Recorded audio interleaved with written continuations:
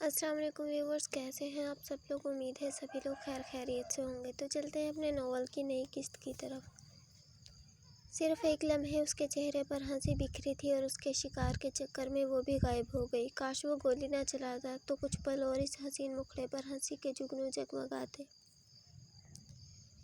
بنا کسی لمحے کی دیری کے، وہاں موجود کسی کی بھی پرواہ کیے بغیر وہ اسے مضبوط بازوؤں میں بھر کر تیز تیز قدموں سے ڈیرے کی طرف بڑھ گیا۔ ارحام نجیب کے ساتھ جانور پر تکبیر پڑھ کر ذبح کرنے لگا، جبکہ حیرت سے گنگ اور غصے سے آگ بگولا ہوتی کنزا کی سمجھ میں نہیں آ رہا تھا وہ ماہی کو کون سے بم سے اڑائے۔ کیا ہوا کنزا، یہاں کیا کر رہی ہو؟ فرغام اور ماہی تو کب کے جا چکے ہیں۔ کچھ دیر بعد ارحام اس کے قریب آیا تو وہ اپنی سوچوں کے بھنور سے باہر آئی۔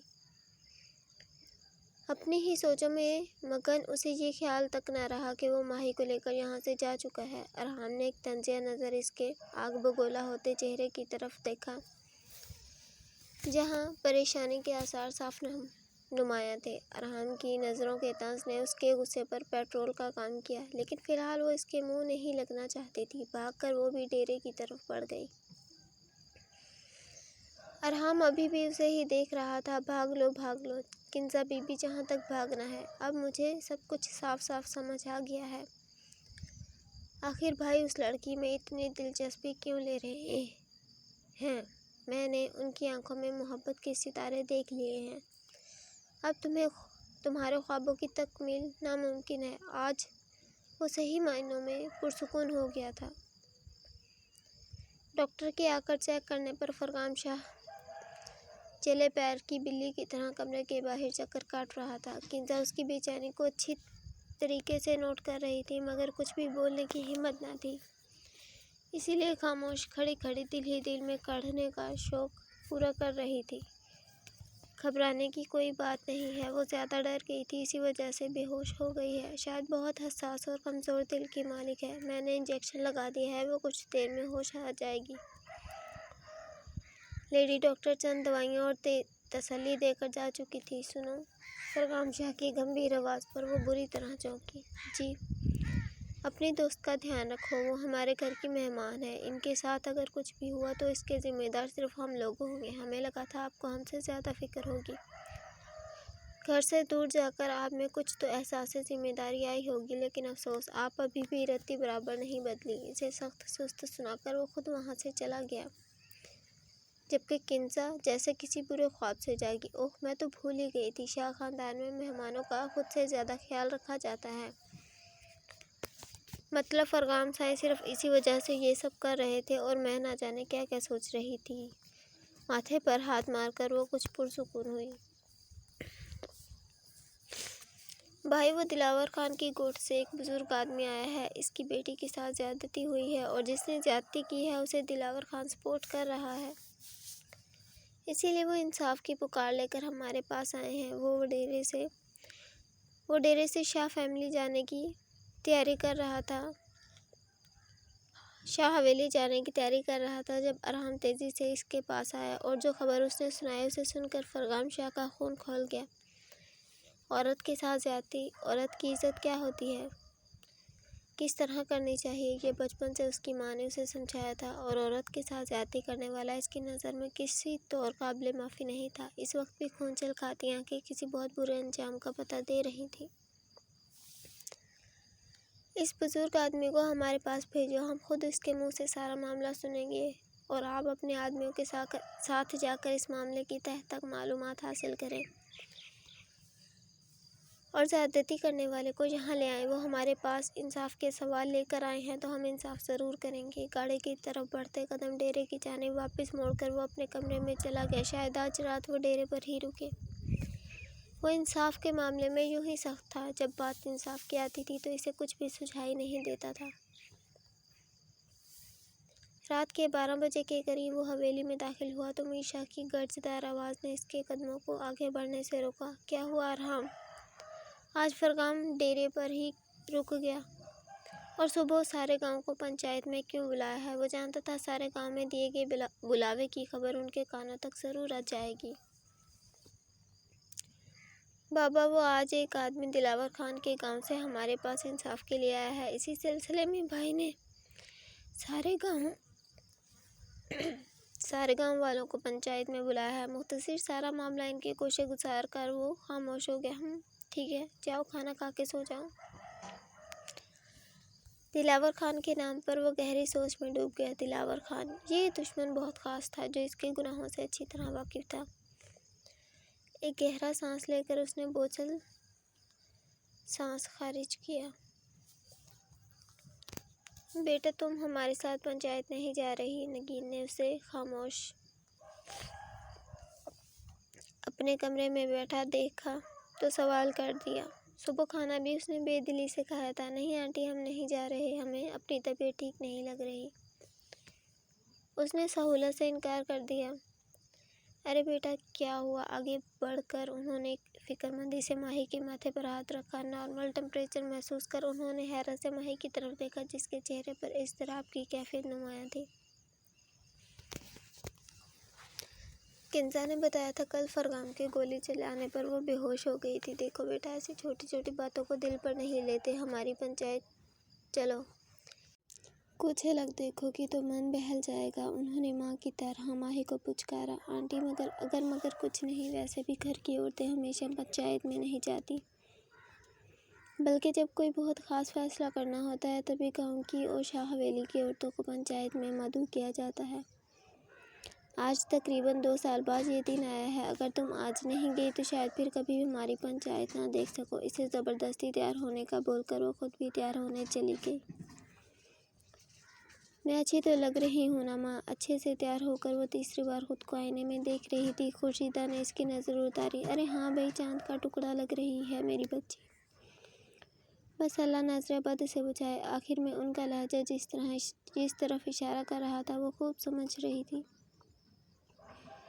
ویسے اگر کوئی اور موقع ہوتا تو وہ ضرور ماہی کے حق میں بولتی، مگر جو کچھ بھی آج ہوا بھلے وہ اچانک پیدا ہوئے حالات کی وجہ سے ہوا، مگر اس بات کو بھی کسی طور نظر انداز نہیں کیا جا سکتا تھا کہ پہلے کبھی فرغام نے کسی لڑکی کے لیے اتنی فکر مندی نہیں دکھائی تھی، کنزا کے لیے بھی نہیں۔ پھر ایک انجان لڑکی کے لیے اتنی فکر اسے کل رات سے ہی ہضم نہیں ہو رہی تھی۔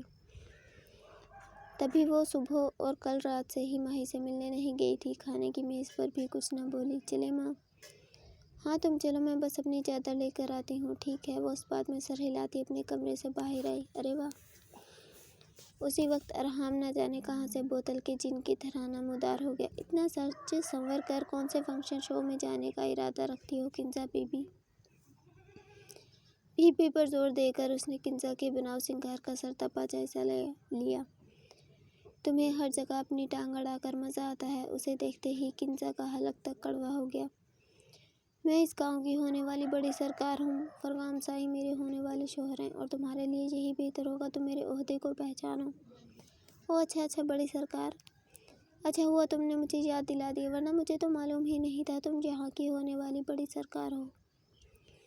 ارحام نے اس کے جلے پر نمک چھڑکا۔ وہ پاؤں پٹک کر آگے بڑھی، وہ بھی کندھے اچکا کر باقی تیاریاں دیکھنے آگے بڑھ گیا۔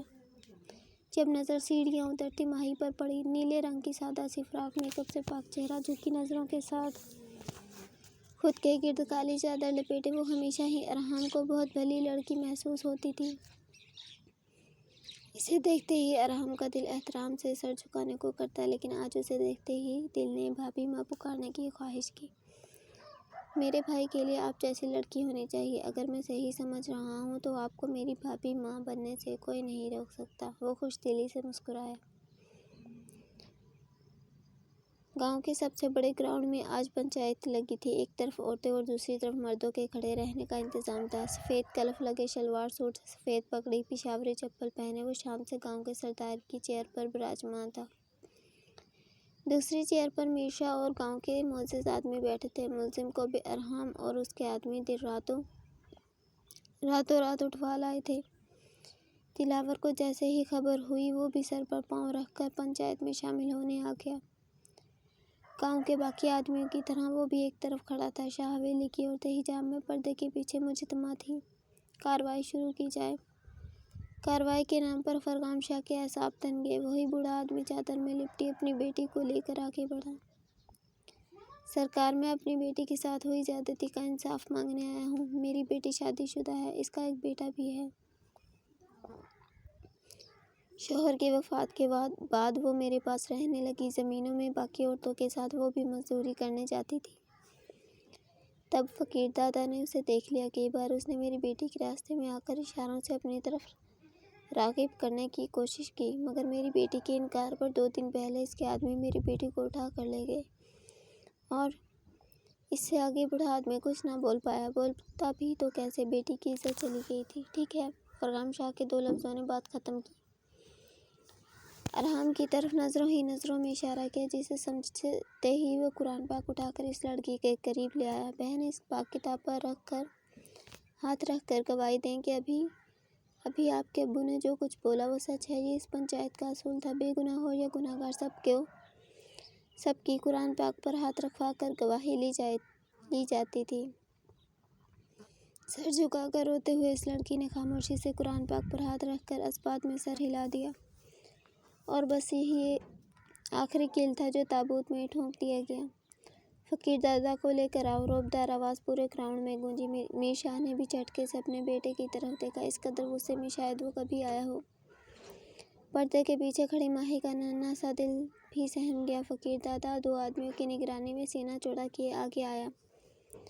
آنکھوں میں غرور کا نشہ اور چہرے پر طنز مسکراہٹ سجی تھی، جسے دیکھ کر فرغام شاہ کا خون کھول گیا۔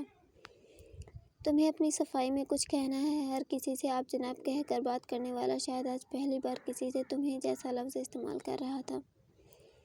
صفائی کیسی بھئی؟ میں قبول کرتا ہوں جو کچھ ان دونوں باپ بیٹی نے میرے خلاف بولا وہ سچ ہے۔ اسے نہ جانے کس بات کا غرور، کس بات کا گمان تھا، جب وہ فرغام شاہ کے سامنے سینہ چوڑا کیے اپنے اس طرح کے گھٹیا جرم کا اعتراف کر رہا تھا۔ دلاور خان نے ایک پل کے لیے فقیر دادا کی عقل پر ماتم کیا۔ جو چیز فقیر دادا کو پسند آتی ہے وہ یا تو اس کی دستری میں ہوتی ہے یا پھر برباد ہو جاتی ہے۔ اس لڑکی کی طرف دیکھ کر وہ طنزیہ ہنسا۔ تمہیں اندازہ بھی ہے تمہارے اس جرم کی کیا سزا ہو سکتی ہے؟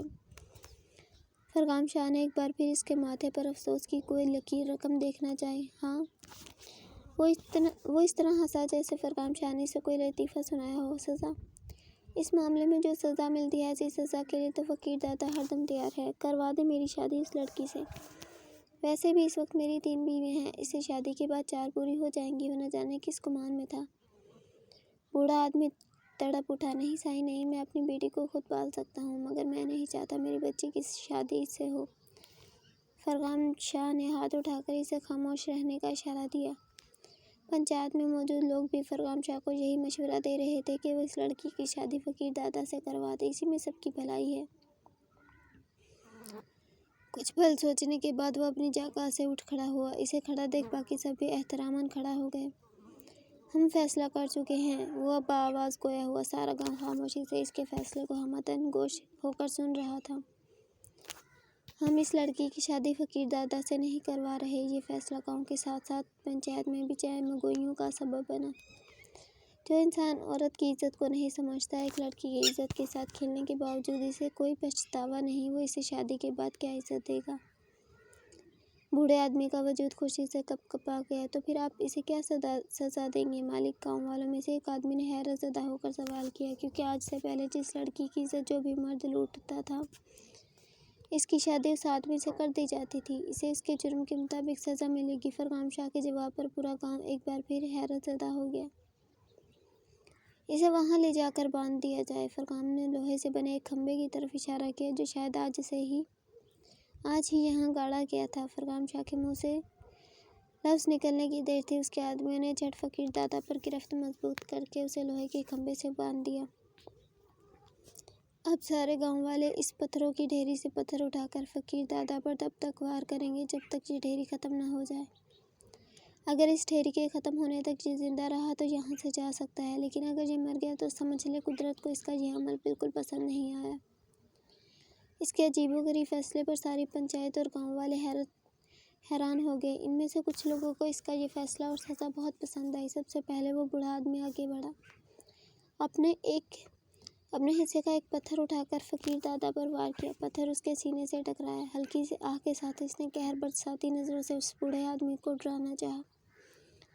लेकिन आहिस्ता आहिस्ता लोगों का हजूम इसकी तरफ बढ़ने लगा, जिसे देखकर वो सच में घबरा गया। मदद तलब नजरों से दिलावर खान की तरफ देखा, जिसने उसकी हालत देख मुंह फेर लिया।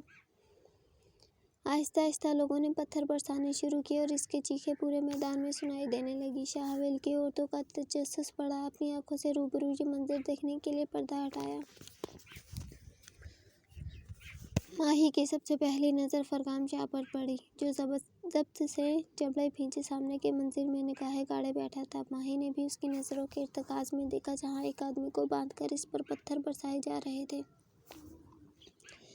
आहिस्ता आहिस्ता इस आदमी के वजूद से खून रिस रहा था। माही को ये मंजर देखकर अजीब सी वहशत होने लगी। वहाँ से नज़रें हटाकर इसने बाकी पंचायत की तरफ देखा। शायद इनमें से कोई ये खून खराबा रोकने की कोशिश करे, मगर शायद फरगाम शाह के फैसले की खिलाफ वर्जी करने की हिम्मत किसी में नहीं थी। आधे से ज़्यादा पत्थर ख़त्म हो चुके थे, लेकिन फकीर दादा इस मामले में थोड़ा सख्त जान मालूम हो रहा था। फरगाम शाह ने आंखों के इशारे से अपने आदमियों को आंखों में कुछ समझाया, जिसे समझते ही वो लोग एकदम लोगों की भीड़ की तरफ बढ़े। किसी और ने फरगाम शाह के इस इशारेबाजी को नोट किया हो या न किया हो, मगर माही ने ये सारी कार्रवाई बगौर मुलाहिजा की थी। एकदम चौंक कर इसने बिला इरादा ही इन लोगों की तरफ देखना शुरू कर दिया, जो फरगाम शाह के एक इशारे पर इस भीड़ का हिस्सा बन गए थे। बाकी सब की तरह इन लोगों ने भी पत्थर उठाए और फकीर दादा को मारना शुरू कर दिए, लेकिन गांव के लोगों की तरह इनके निशाने चूक नहीं रहे थे, बल्कि हर एक का निशाना बिल्कुल सही जगह जाकर लग रहा था। इन सभी ने ज़्यादातर फकीर दादा के सर पर पत्थर बरसाने शुरू कर दिए। देखते ही देखते फकीर दादा की चीखें बढ़ी और सर से भल भल खून निकलना शुरू हो गया। कुछ तौक़ुफ़ के बाद इसकी चीखें हवा में कहीं गुम हो गईं। छटपटाता वजूद साकत हो गया। इस सारे अमल पर माही की आंखें फटी की फटी रह गईं। पूरा वजूद खौफ से थर थर कांपने लगा। तब फरगाम शाह अपनी जगह से खड़ा हुआ। गाँव वालों, आज से हर आदमी, चाहे वो इस गाँव का हो या फिर किसी भी गाँव का, किसी की बेटी, बीवी, बहन को दागदार करने से पहले इस बात का वहम गुमान अपने दिलो दिमाग से निकाल दे कि इसे कोई माफ़ी मिलेगी या फिर सज़ा के तौर पर इसकी शादी उसी लड़की से करवा दी जाएगी। आज के बाद जो कोई भी किसी के घर की इज्जत को दाग लगाएगा, उसे भरे चौराहे में यूं ही संसार करके मौत की सज़ा सुनाई जाएगी। वो और भी न जाने क्या क्या बोल रहा था, जबकि माही का पूरा वजूद बेजान होकर एक तरफ ढह गया।